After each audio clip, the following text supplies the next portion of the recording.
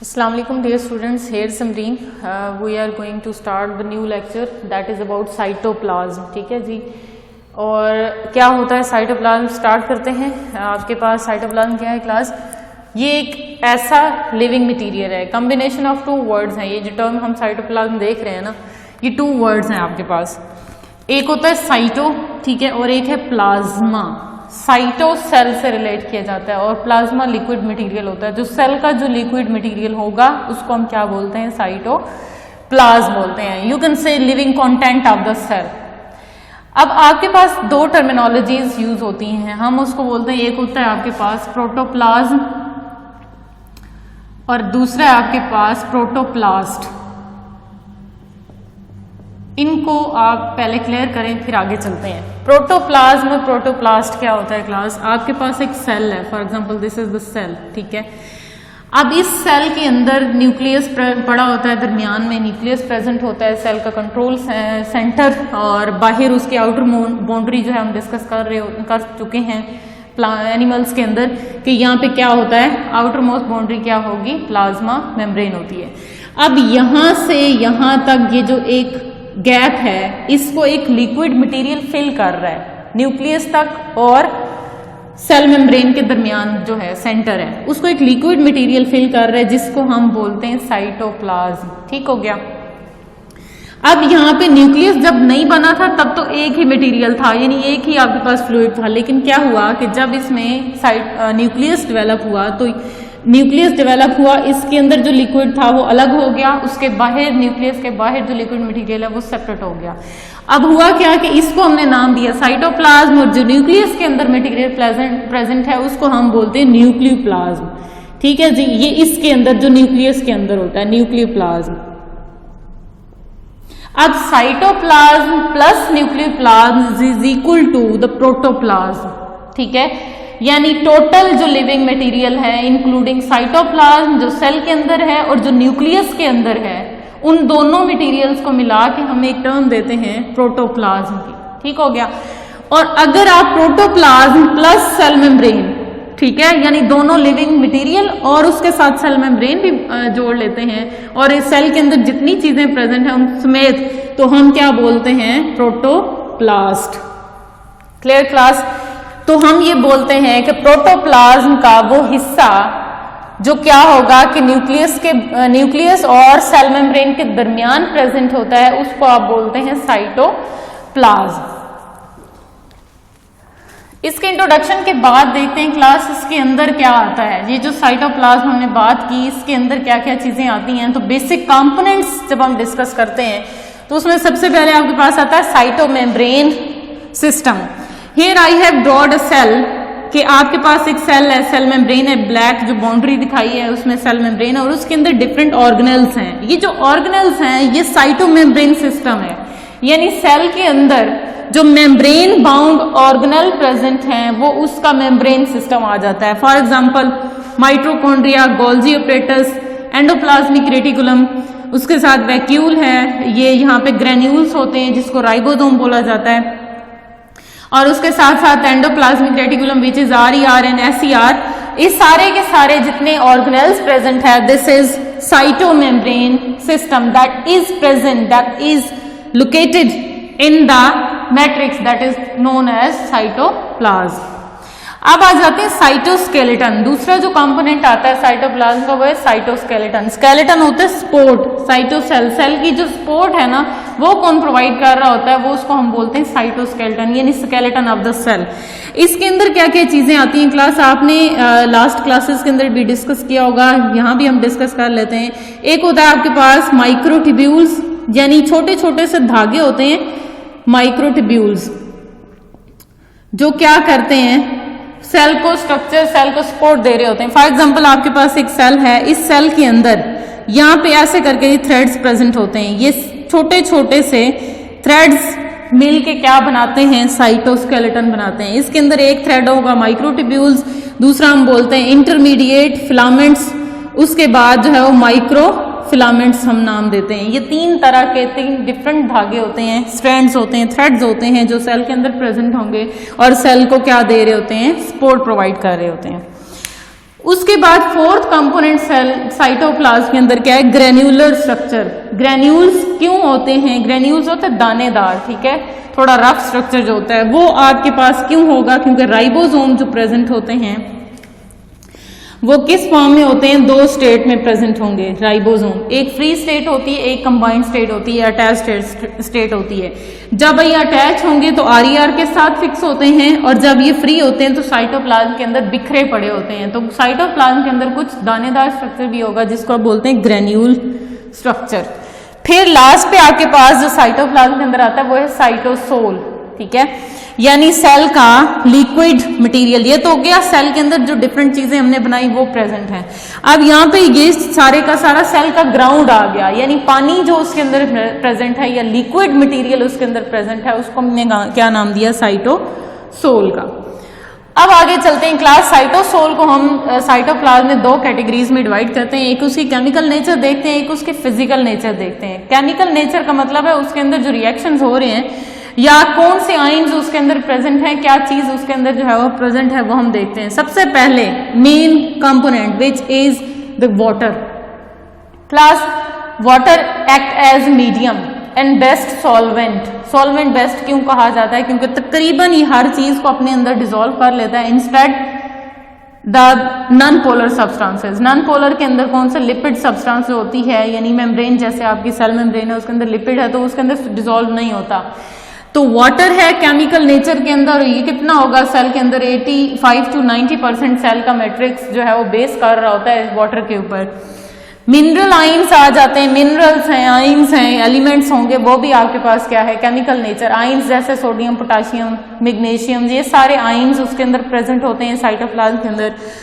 उसके साथ साथ मिनरल्स होंगे और एलिमेंट्स। एलिमेंट्स क्या चीज होती है क्लास, ये ऐसी आप कह सकते हैं ऐसी चीज, ऐसी सब्सटेंस जिसका क्या है कि आपको बेसिक जैसे आइंस है ना वैसे आपके पास एलिमेंट्स, ठीक है। अब जो एलिमेंट्स हैं वो हम दो हिस्सों में डिवाइड कर रहे हैं। एलिमेंट्स माइक्रो एलिमेंट्स हैं, मैक्रो एलिमेंट्स हैं। माइक्रो फॉर स्मॉल और मैक्रो फॉर लार्ज, ठीक है। यानी जब आपके पास जो एलिमेंट्स आपको थोड़ी अमाउंट में चाहिए होते हैं वो आप क्या बोलते हैं, माइक्रो एलिमेंट्स। और जो आपके पास एलिमेंट्स आपको लार्ज अमाउंट में चाहिए होंगे वो मैक्रो एलिमेंट्स।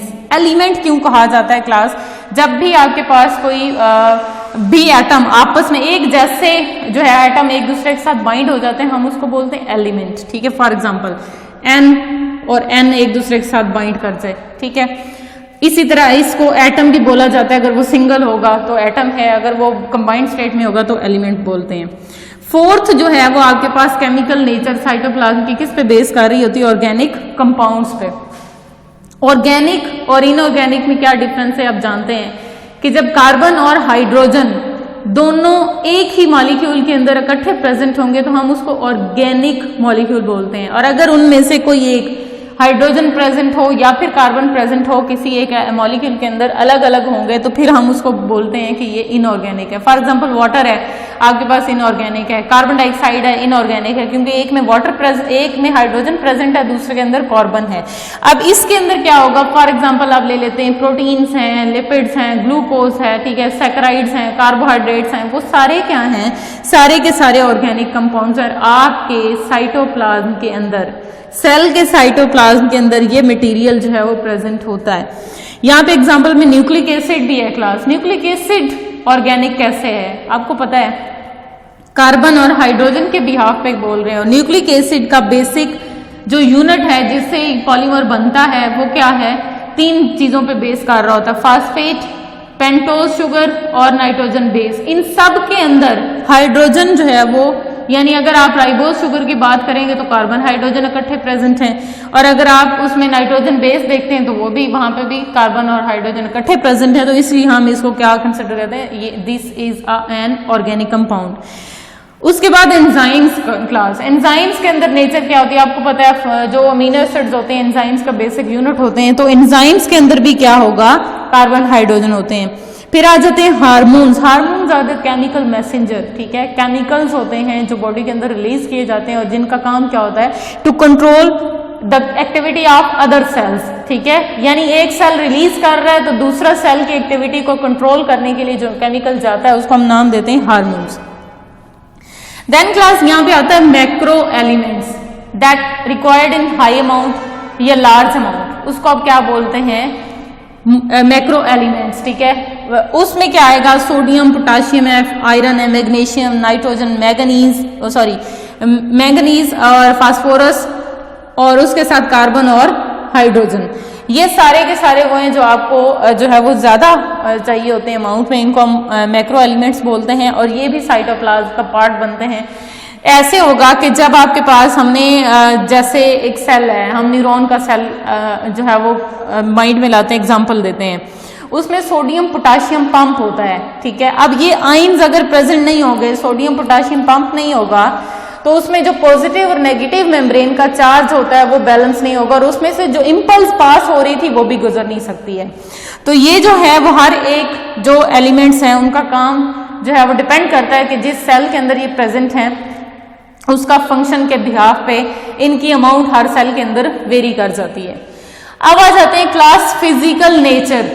फिजिकल नेचर जो है वो क्या होगी, यानी उसके अंदर जो आपके पास साइटोप्लाज्म प्रेजेंट है उसके अंदर क्या क्या चीजें प्रेजेंट होंगी, ये तो हो गए केमिकल्स। अब उसके अंदर फिजिकली क्या चीज प्रेजेंट है, तो ट्रू जो साइटोप्लाज्म है उसके दो हिस्से हम बनाते हैं, उसमें दो सॉल्यूशंस बनते हैं, एक ट्रू सॉल्यूशन, एक colloidal solution. What it means, इसमें क्लास ये है कि आपके पास फॉर एग्जांपल एक सेल है, इस सेल के अंदर ट्रू सॉल्यूशन भी बनेगा, कोलाइडल सॉल्यूशन भी बनेगा। ट्रू सॉल्यूशन तब बनता है जब कोई चीज, कोई छोटे मॉलिक्यूल्स, स्मॉल मॉलिक्यूल्स आप किसी सॉल्वेंट के अंदर डिसॉल्व करो और वो कंप्लीट डिसॉल्व हो जाए तो वो एक ट्रू सॉल्यूशन होगा। फॉर एग्जांपल आपने ग्लूकोज डिसॉल्व किया वाटर के अंदर तो ग्लूकोज कंप्लीटली डिसॉल्व हो जाएगा उस जो वाटर है उसके अंदर, तो वो क्या सॉल्यूशन बन जाएगा, ट्रू सॉल्यूशन। और ये क्यों बनता है, जब स्मॉल मॉलिक्यूल्स को आप डिसॉल्व करते हैं किसके अंदर, सॉल्वेंट के अंदर। अब स्मॉल मॉलिक्यूल जो साइटोप्लाज्म के अंदर प्रेजेंट है उन सब ने क्या बना दिया हुआ है, ट्रू सॉल्यूशन।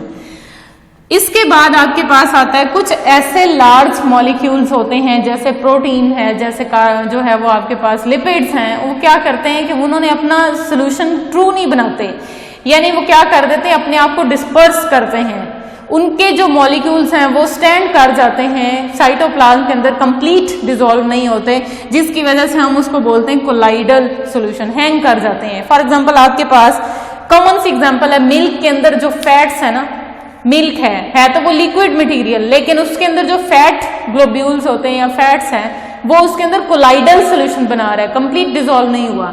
तो यहाँ पे आपके पास ये जो एरिया है सॉल्यूशन का inside near to the nucleus, sorry, ये क्या है, ये ट्रू सॉल्यूशन बना रही है, यानी इसके अंदर जो सारा इसका ग्राउंड है वो ट्रू सॉल्यूशन बना रहा है, लेकिन कुछ उसके अंदर ऐसे मॉलिक्यूल्स आ रहे हैं जो हैंग कर गए हैं क्लास, उसको आपने बोला कोलाइडल सॉल्यूशन। अब कोलाइडल सॉल्यूशन को भी हम दो हिस्सों में जो है वो डिवाइड करते हैं, वो क्या है, उसमें हम बोलते हैं कि कोलाइडल सॉल्यूशन के अंदर भी क्या होगा कि जो साइटोप्लाज्म है वो सॉल्यूशन टू पार्ट्स में डिवाइड होता है। एक होता है जो पेरिफेरी की तरफ होगा, ठीक है, यानी सरफेस की तरफ, और इसकी तरफ जो इसकी विस्कोसिटी है वो बहुत ज्यादा होती है। अच्छा, विस्कोसिटी क्या है क्लास, विस्कोसिटी होती है उसका थिकनेस, किसी भी मटेरियल की थिकनेस जब ज्यादा होगी, उसके अंदर सॉल्यूट की कंसंट्रेशन किसी सॉल्वेंट में ज्यादा होगी तो फिर वो क्या होगा, सोल्यूशन आपके पास थिक होगा।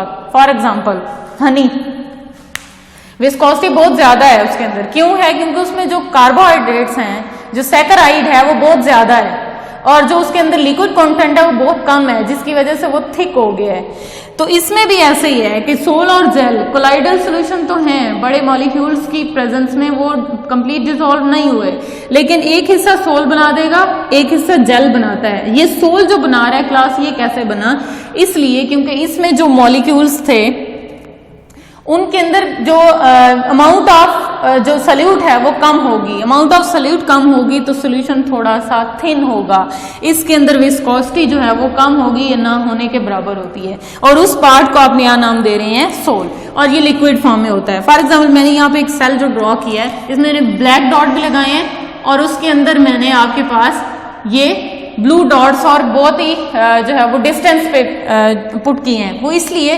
क्योंकि इसमें ये डॉट्स रिप्रेजेंट कर रहे हैं कि ये क्या है, इसके अंदर जो अमाउंट ऑफ सोल्यूट है वो कम है।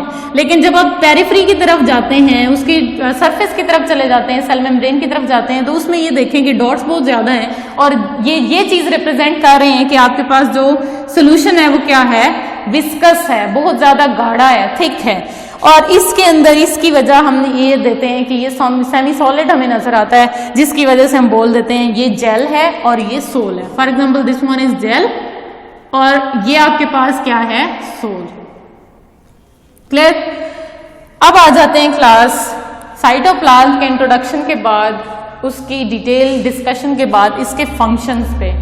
साइटोप्लाज्म जितना इंपॉर्टेंट आपको यहाँ डिस्कशन में लगा है, उतना इंपॉर्टेंट ये अपने फंक्शंस में भी है। कि सबसे पहले स्टोरेज हाउस है। स्टोरेज हाउस क्या मतलब होता है कि हर चीज को ये अपने अंदर स्टोर करता है। क्लास ग्लूकोज अगर इसके अंदर सेल के अंदर उसकी अमाउंट ज्यादा हो रही है तो वो ढेर लगा लेगा अपने अंदर, जिसको हम बोलते हैं ग्लाइकोजन।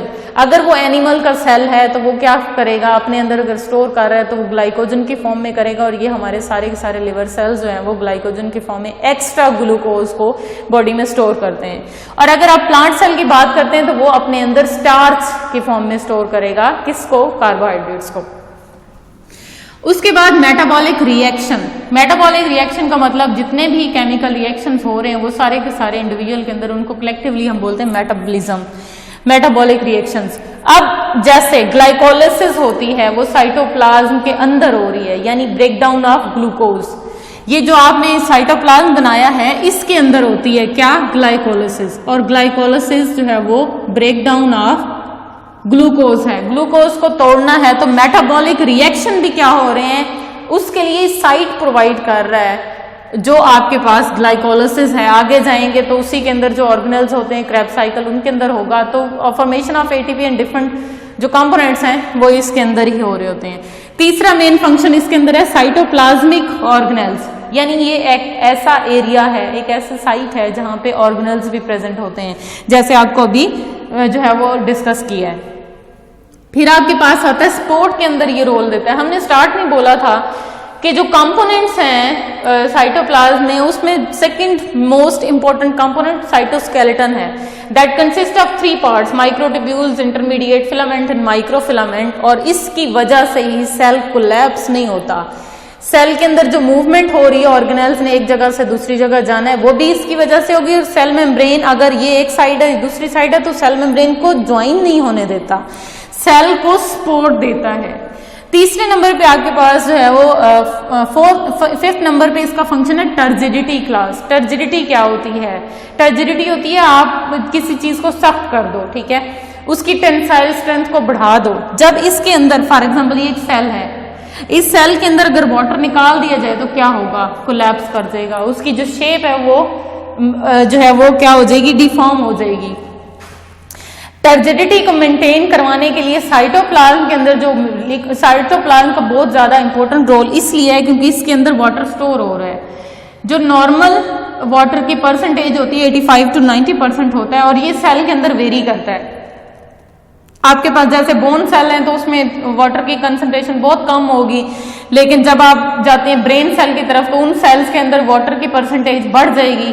ये डिपेंड करता है सेल की टाइप के ऊपर भी, साइटोप्लाज्म के अंदर जो वाटर है। फिर आ जाता है cyclosis, that is the most important function of cytoplasm. Cyclosis होती है स्ट्रीमिंग मूवमेंट। स्ट्रीमिंग मूवमेंट का मतलब है नदी की तरह, जैसे नदी में पानी बह रहा होता है ना एक डायरेक्शन के अंदर, इसी तरह सेल के अंदर भी पानी फ्लो कर रहा होता है। ये आपके पास अगर एक सेल है, इस सेल के अंदर ये एरिया है, इस सेल के अंदर यहां से ये मूवमेंट स्टार्ट होती है और कांस्टेंट होती रहती है, रुकती नहीं है, फ्लो होता रहता है। इसलिए क्योंकि अगर कोई यहाँ पे एक जो है वो मॉलिक्यूल प्रेजेंट है और एक मॉलिक्यूल यहाँ पे प्रेजेंट है, इन दोनों ने आपस में रिएक्ट करना है, तो इसके रिएक्शन के लिए पॉसिबिलिटी तब होगी जब ये वाला मॉलिक्यूल इधर जाएगा। तो ये जब साइटोप्लाज्म के अंदर ये फ्लूइड मूव करता रहता है कांस्टेंट मोशन के अंदर, रुकता नहीं है, तो जैसे ही मूव करेगा मॉलिक्यूल एक दूसरे के साथ बाइंड होंगे और रिएक्शन होने के बाद प्रोडक्ट फाइनल हो जाती है। दूसरी बात ये कांस्टेंट जो मूव करता रहता है, घूमता रहता है, उसके अंदर जो लिक्विड मटेरियल है, यानी उसके अंदर कौन सा वाला पार्ट घूमेगा, सोल मूवमेंट करता रहता है, तो इसकी वजह से क्या होगा, रिएक्शन एक तो पॉसिबल हो जाते हैं। दूसरी बात ये कि ये मूवमेंट करवा कौन रहा होता है, ये आपके पास जो हमने डिस्कस किए थे माइक्रोफिलामेंट्स, ये कंट्रोल कर रहे होते हैं उसकी साइक्लोसिस मूवमेंट को। क्लास इसके साथ ही आज का हमारा लेक्चर जो है वो कंप्लीट होता है। उम्मीद करती हूँ आपको समझ आई होगी। तब तक के लिए अल्लाह हाफिज।